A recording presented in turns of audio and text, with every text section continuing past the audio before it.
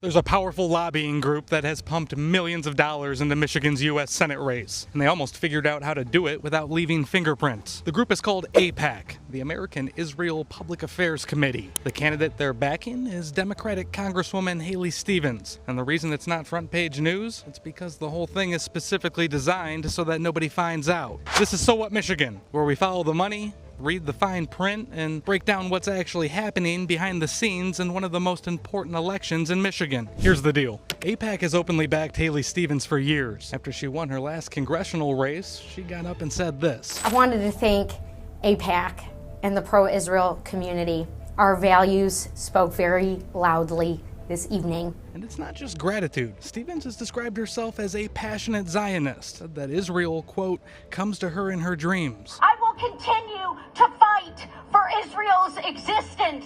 Israel comes to me in my dreams. I see Israel's future, and I know that Israel will continue to exist for the Jewish people. So when Stevens launched her U.S. Senate campaign this year, AIPAC wanted in. The problem? Their brand has become pretty toxic in the eyes of many voters, especially in a state like Michigan, where Arab American and progressive voters have made opposition to the war in Gaza a defining issue. So AIPAC found another way in. According to a recent Detroit News investigation, AIPAC has been quietly steering donors to Stevens through a payment platform called Democracy Engine, a pass-through processor that transmits the money directly to her campaign without AIPAC's name ever appearing in the paperwork. It's legal, it's a loophole, and it appears to have worked. On top of that, a mystery group with no public filings reportedly dropped another $5.3 million in TV ads, boosting Stevens across 5 Michigan media markets. AIPAC says it has no affiliation with that group, but nobody knows who's actually paying for it, because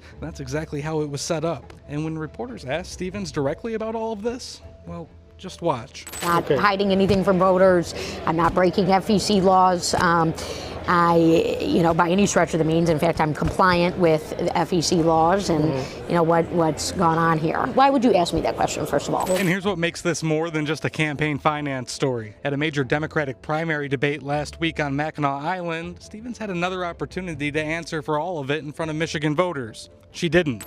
Haley Stevens, you take money from AIPAC.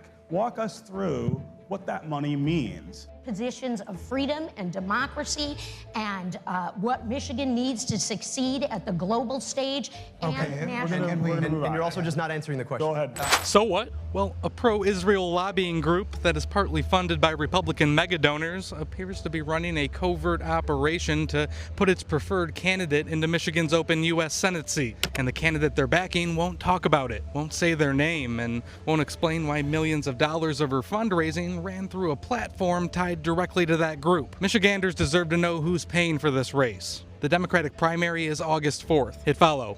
I'll keep tracking the money and making sure you know exactly who's behind the candidates before you head to the polls.